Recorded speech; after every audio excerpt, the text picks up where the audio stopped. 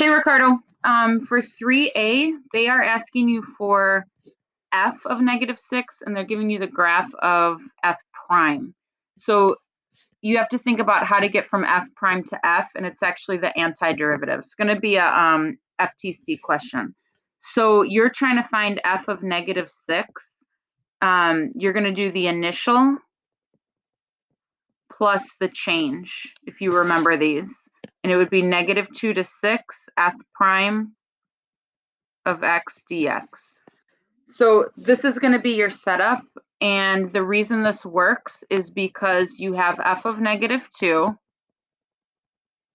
and then you think about what is the antiderivative of f prime. The antiderivative of f prime is f, and you would plug in that top number and plug in that bottom number and subtract, and because these cancel out, sorry, that's supposed to be a -6, my bad. Because the negative f of -2's cancel out, and then you're left with f of -6. So this is the way to set up how to get f of -6. And then to evaluate that, you have f of -2, which is equal to 7. And then in order to evaluate this integral, you're going to do the area under the curve from -2 to 6, sorry, -2 to -6.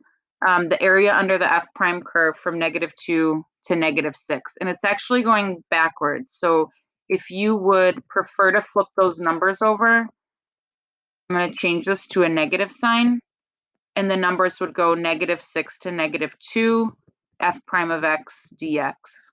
So the area from -6 to -2 is right here. And what is that? The base is 1, 2, 3, 4, and the height is 2. So that triangle is 1/2 times 4 times 2, which is 4.